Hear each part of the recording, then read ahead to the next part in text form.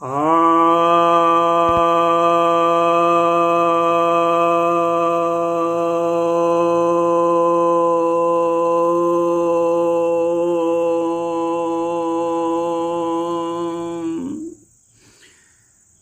भक्तजनों को सब प्रेम नमन।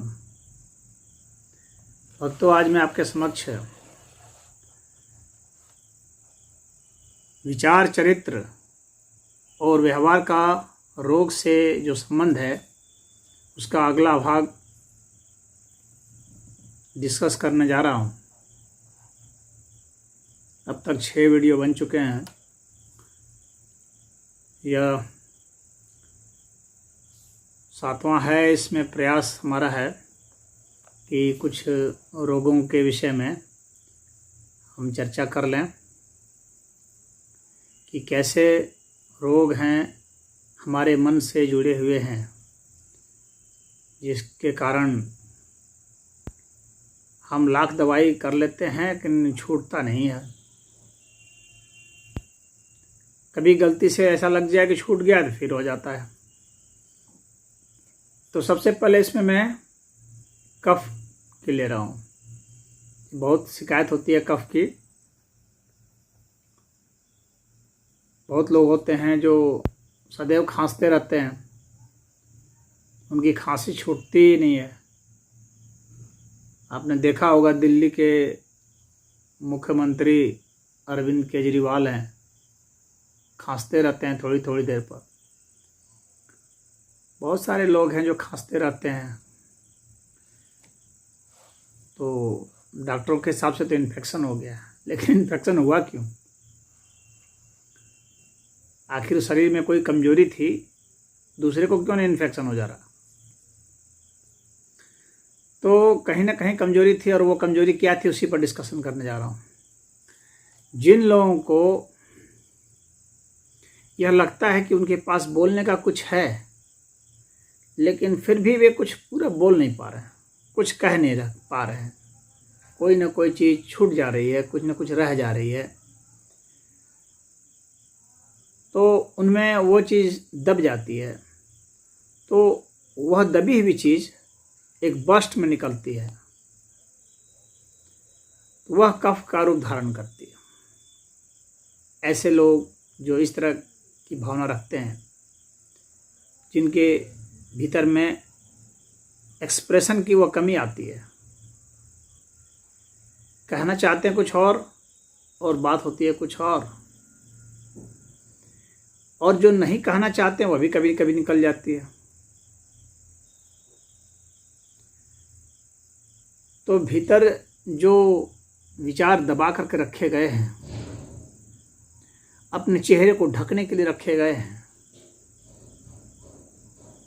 कुछ चीज़ हमें छुपाना है, लेकिन वह चीज़ जो हमने छिपा रखी है वो इतनी ज़्यादा है कि इतना एक्यूमुलेट होकर के इतना जोर मार रही है कि रह रह करके उभर कर आ जाती है। तो ऐसे लोग पाखंडी टाइप के होते हैं, और भीतर कुछ और बाहर कुछ और नज़र आते हैं।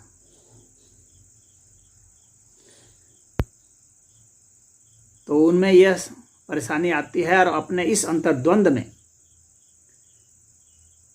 अपनी शक्ति स्वयं उनके खिलाफ लड़ती है।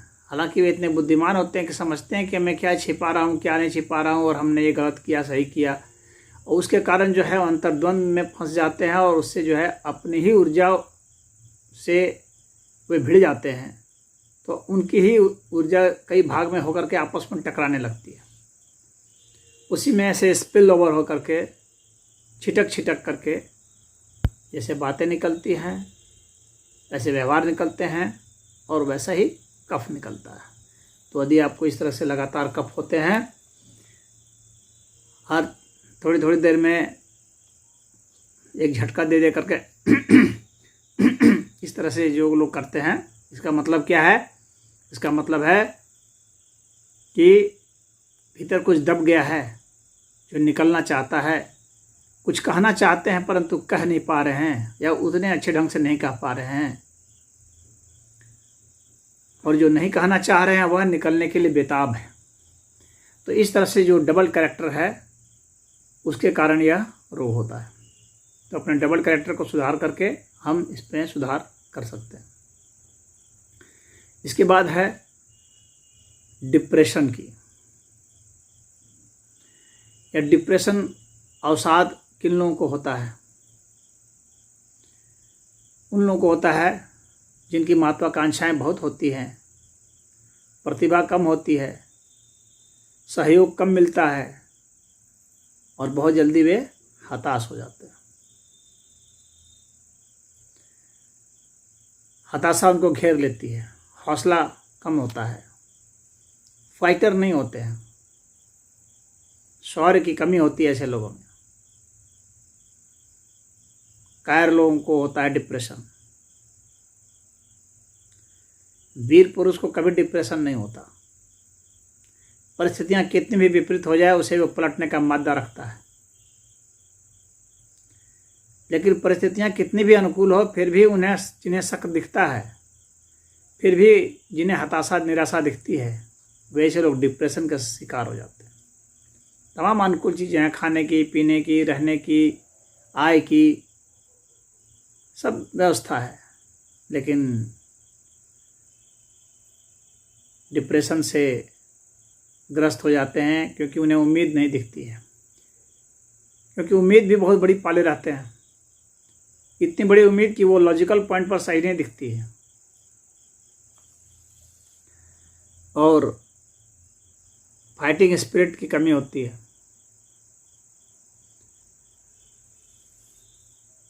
तो अपनी महत्वाकांक्षा अपनी योग्यता के अनुसार रखें और जो कुछ भी काम करने की शुरुआत करें वो अपने दम पर करने की कोशिश करें। यदि घर वालों के दम पर, अपने यार दोस्त मित्रों के दम पर, रिश्तेदारों के दम पर आप शुरू करेंगे तो हो सकता है कि वे मदद नहीं देंगे तो आप होपलेस हो जाएंगे। दूसरे के बल पर बहुत लोग बहुत बड़ी बड़ी चीज़ ठान देते हैं या बहुत बड़ी बड़ी चीज़ बोलने लगते हैं, अभी किए भी नहीं और बोलने लगते हैं। तो वैसे लोग फिर डिप्रेशन में चले जाते हैं जब लोग चिढ़ाना शुरू कर देते हैं कि क्या हुआ, उस काम का क्या हुआ। तो आपके पास जो भी योजना है उसे अपने दिमाग में रखें और उसको एग्जीक्यूट करें अपने हिसाब से, अपने समय से, बिना किसी को ज़्यादा बताए हुए, बिना ज़्यादा डिंग हाके हुए। अब इसके बाद आते हैं डायबिटीज़ पर। यह बीमारी भारत में बहुत ज़्यादा है और भी जगह भी है। यह बीमारी उन लोगों को होती है, डायबिटीज़ की, शुगर की, जिनकी ज़िंदगी में मिठास कम हो जाते हैं। उन्हें जीने का कोई कारण नहीं मालूम पड़ता है। जिंदगी उनके लिए एक बोझ स्वरूप है, बस जिए जा रहे हैं, गम है पिए जा रहे हैं। तो जो व्यक्ति प्यार नहीं पाता है, इसकी ज़िंदगी में मिठास नहीं रह जाती है, लगातार प्रेशर ही प्रेशर होता है, तो वैसे लोग डायबिटीज़ के शिकार हो जाते हैं। कुछ लोग ऐसी चीज़ों की भी उम्मीद करते हैं अपने जीवन से, ऐसी चीज़ों के लिए बहुत ज़्यादा लगातार प्रयासरत रहते हैं जो उनकी ज़िंदगी में आने से रही। ऐसे भी लोग डायबिटीज़ के मरीज हो जाते हैं।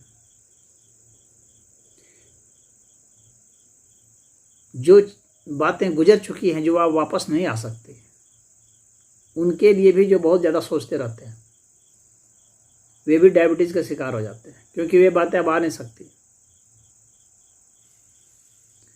अब वो ज़िंदगी का हिस्सा नहीं है, वे गुजर चुकी हैं वो बातें, लेकिन दिमाग है कि वहीं पर रह के जा रहा है। तो ऐसे लोग भी उसके शिकार हो जाते हैं, डायबिटीज़ उनका हो जाता है।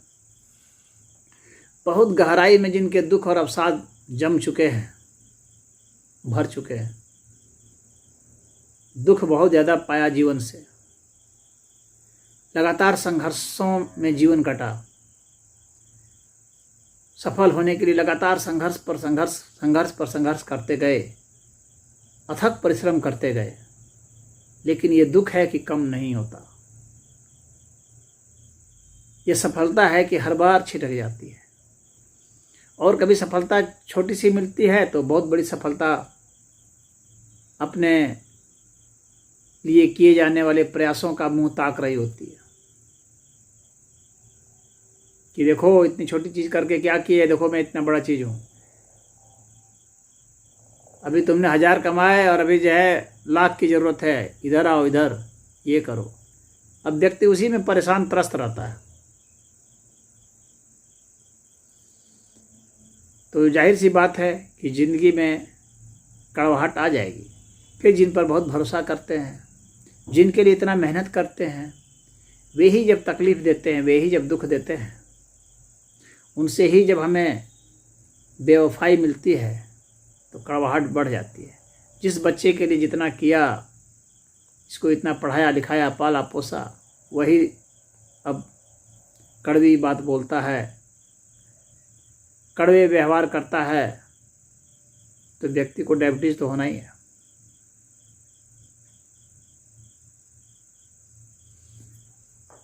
तो बहुत उम्मीद किसी से बहुत मत लगाएं, स्वयं से भी बहुत उम्मीद मत लगाएं। जिंदगी जो देती है उसे वैसा ही ग्रहण करें और प्रभु का प्रसाद मानें। और एक एक छोटे छोटे जो मोमेंट आते हैं, क्षण आते हैं जीवन में, उसमें प्रसन्न रहना सीखें। छोटी छोटी बातों में प्रसन्न रहना सीखें। लोग प्रसन्नता के लिए भी बहुत बड़ा बड़ा मोमेंट खोजते हैं, बहुत बड़ी बड़ी उपलब्धि खोजते हैं कि इतनी बड़ी उपलब्धि होगी तब मैं हंसूंगा, तब मुस्कुराऊंगा। उसके पहले तक एकदम गमगीन गंभीर, ऐसा लगेगा जैसे पूरी दुनिया का बोझ इन्हीं पर है।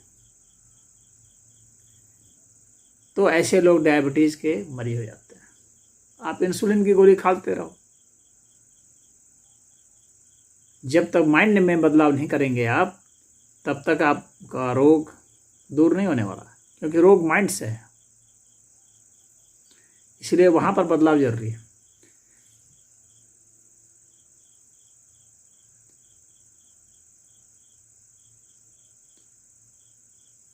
जिन्हें डायबिटीज़ की प्रॉब्लम है, उन्हें चाहिए, वे मीठे से बचते हैं, खाना चाहते हैं मीठा, नहीं खा पाते। तो इसके लिए आप ऐसा करें, सुबह सुबह सलाद वगैरह खूब खाएं, फल वगैरह खाएं। ठीक है, केला नहीं खाएंगे, बीट रूट नहीं लेंगे, कि बाकी फल खाएं। और इस तरह से आप फल खाएं, अपने वजन के हिसाब से खाएं। और आप पेय के रूप में भोजन को लेने की कोशिश करें, और अपने वजन से 10 गुना कम भोजन करने की कोशिश करें। तब जब आप देखेंगे कि आपका बैलेंस सही हो गया।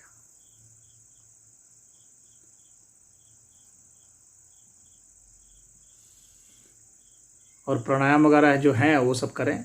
मैंने इसके वीडियो बना रखे हैं, आप उसमें जाएं और देखें। और साध वालों को भी प्राणायाम करना चाहिए, भ्रामरी वगैरह करें। डायबिटीज़ वालों को चाहिए कि कपालभाति प्राणायाम है, नाड़ी शोधन प्राणायाम है, उड्डयन बंद है, ये सब लगाएं। डिप्रेशन के जो मरीज हैं उनको चाहिए कि भ्रामरी प्राणायाम के अलावा प्रणव प्राणायाम भी करें, अनुलोम विलोम करें।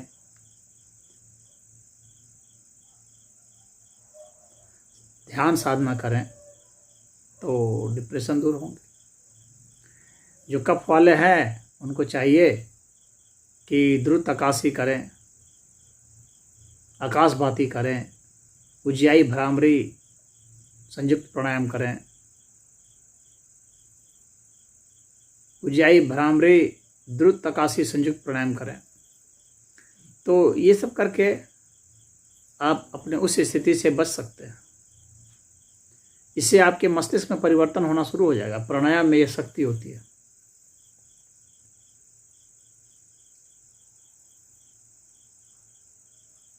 लेकिन प्राणायाम करने के लिए भी तो माइंड चेंज करना पड़ेगा, नहीं तो प्राणायाम कैसे करेंगे। मस्तिष्क में परिवर्तन जरूरी है। जब तक आध्यात्मिक विकास के लिए नहीं मस्तिष्क तैयार होगा, तब तक वो प्राणायाम भी नहीं करना चाहेगा। अगर थोड़ा बहुत कर लिया, थोड़ा सा रोग घटा, फिर उसी धन में लग जाएंगे। जब स्वास्थ्य को धन समझेंगे और जब समझेंगे कि स्वास्थ्य हमारे लिए सबसे महत्वपूर्ण है, मैं हूं तो ही दुनिया है, मेरे लिए तो ऐसा ही है कि मैं हूं तो दुनिया है, मैं नहीं तो फिर दुनिया कहाँ मेरे लिए। ऐसा जब सोच लेंगे तो आप फिर अपने लिए भी कुछ समय निकालेंगे। फिर यह नहीं कहेंगे मेरे पास समय की कमी है। समय की कमी का बहाना जो लोग बनाते हैं वे मरीज ही बनते हैं। जिसने कह दिया मेरे पास समय की कमी है, आप समझ लो कि उसे मरीज हो जाना है, बल्कि वह मरीज है।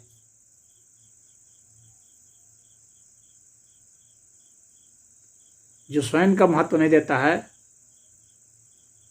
वह तो अपनी कीमत खुद गिरा देता है। पदार्थ से अपनी कीमत स्वयं गिरा दिया है।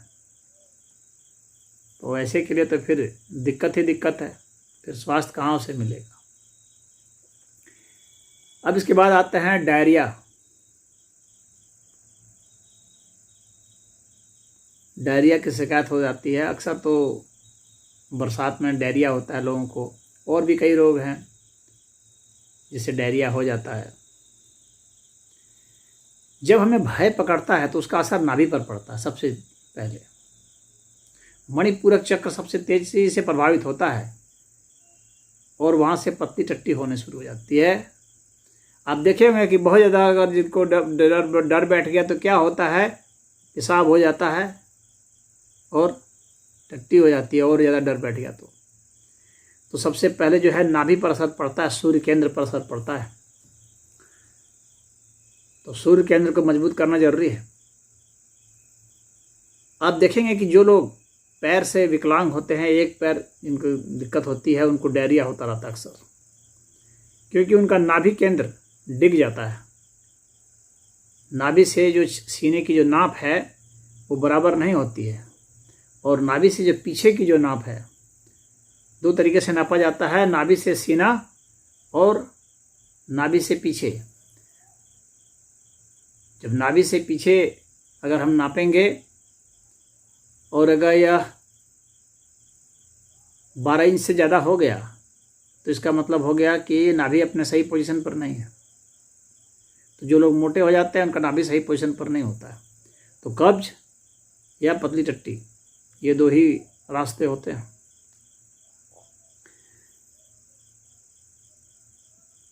तो कब्ज उनको हो जाता है। कब्ज के ऊपर हम फिर बाद में कभी वो करेंगे चर्चा। जिन लोगों ने ज़्यादा बटोर रखा है उनको कब्ज की शिकायत होती है बहुत ज़्यादा, उसके ऊपर फिर चर्चा कर लेते हैं। लेकिन अभी जो डायरिया पर कर रहे हैं, जिन लोगों को भय बैठ जाता है, जो संग्रह तो करना चाहते हैं पर कर नहीं पाते हैं, ऐसे लोग डायरिया के मरीज हो जाते हैं। जो इकट्ठा करना चाहते हैं, खड़ा करना चाहते हैं, लेकिन डर बैठा है, खड़ा कर पाएंगे नहीं कर पाएंगे, हमारा ये काम बनेगा नहीं बनेगा, हर समय डरे रहते हैं। तो डर बैठा कि डायरिया हुआ। और जो पलायनवादी होते हैं, किसी परिस्थिति से जो भागते हैं बहुत तेजी से, वैसे पलायनवादी हों, या व्यक्ति से भागते हों या परिस्थिति से भागते हों या स्वयं से भागते हों, स्वयं को फेस नहीं कर पाते हैं।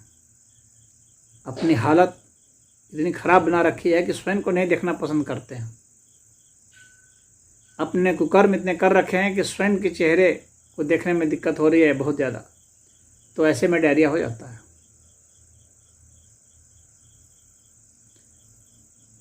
तो स्वयं को फेस कर सकें, स्वयं से नहीं भागें, पलायनवादी नहीं हो। परिस्थिति आती है उसका मुकाबला करना सीखें। किसी चीज़ से नहीं भागना, किसी व्यक्ति से नहीं भागना, परिस्थिति से नहीं भागना, उसका मुकाबला करना, उसका तोड़ निकालना। तो जब आपको भय नहीं पकड़ेगा, ना आर्थिक भय हो, ना सामाजिक भय, ना राजनीतिक भय, ना रोग का भय, ना किसी का भय, तो डायरिया नहीं सताएगा।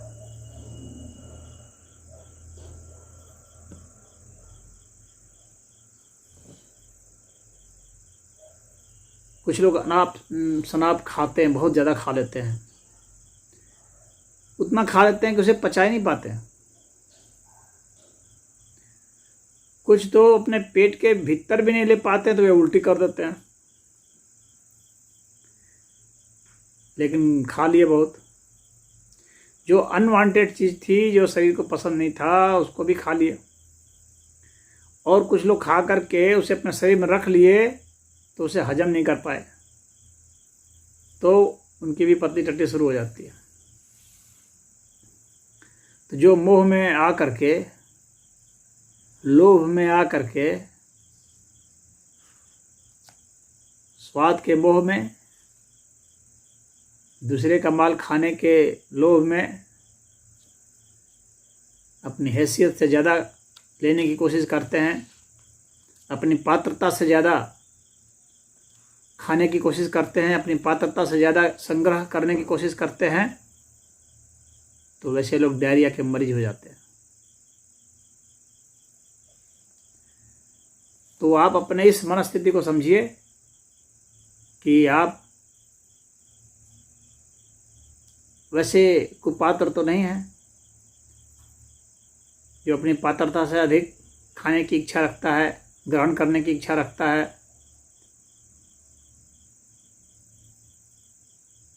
कुछ लोग ऐसे होते हैं जो ग्रहण करने के लिए समय तक भी नहीं देखते, दूसरे का है, कभी भी मिले, कहीं भी मिले, खा लो, ले लो। और खाने से मेरा मतलब सिर्फ मुंह से आहार लेने का मतलब नहीं है, किसी भी चीज़ को खा लो। आँख से जो हमारा भोजन होता है वह, कान से जो होता है वह, नाक से होता है वह। तो इस तरह की जिनकी प्रवृत्ति होती है उन्हें ही डायरिया होता है। अब इसके बाद एक और चीज़ पर आते हैं, और वह है चक्कर।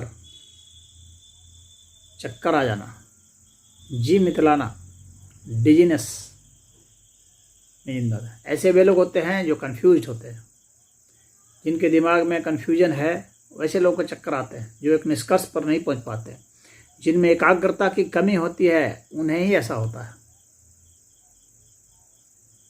मानसिक रूप से जो कमज़ोर व्यक्ति होते हैं, जो दृढ़ निश्चयी नहीं होते हैं, जो विषयों को अच्छा से नहीं समझ पाते हैं और विषयों को अच्छा से समन्वय करके उसका विश्लेषण करके एक निर्णय नहीं निकाल पाते हैं, ऐसे लोग होते हैं। ऐसे इन लोगों की जो सोच है, जो इनके विचार हैं, वो छितर बितर छिटपुट होते हैं। इनके अपने कुछ सिद्धांत नहीं हो पाते हैं। तो ऐसे लोग जो हैं, इन्हें चक्कर आते हैं।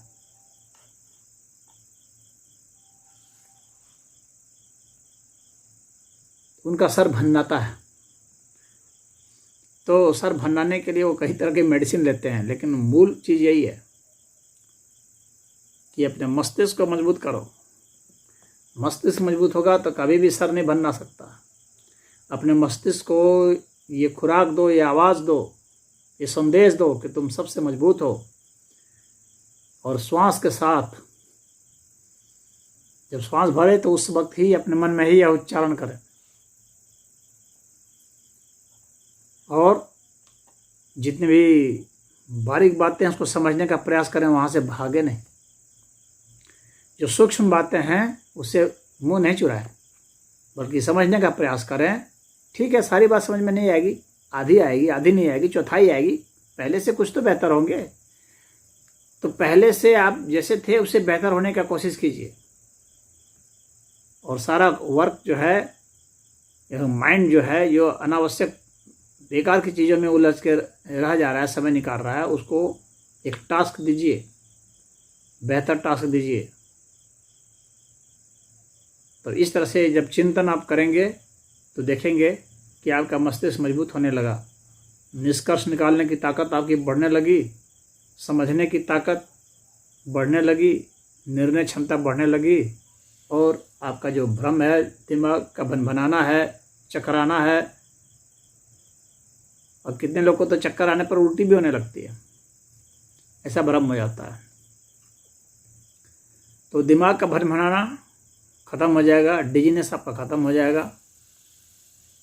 आप ऊंचाई पर जाएंगे तो, पानी में चलेंगे तो, गाड़ी में चलेंगे तो चक्कर नहीं आएगा। तो आज की वीडियो में इतने ही लोगों का, फिर आगे जारी रहेगा यह क्रम, ताकि आपको सभी लोगों के पीछे जो हम लोग के विचार हैं, चरित्र हैं, व्यवहार हैं, वे आपको मालूम पड़ जाएं और उसके हिसाब से आप अपने दिनचर्या को बदल सकें। यही हमारा इस विषय में ध्येय होगा। ओम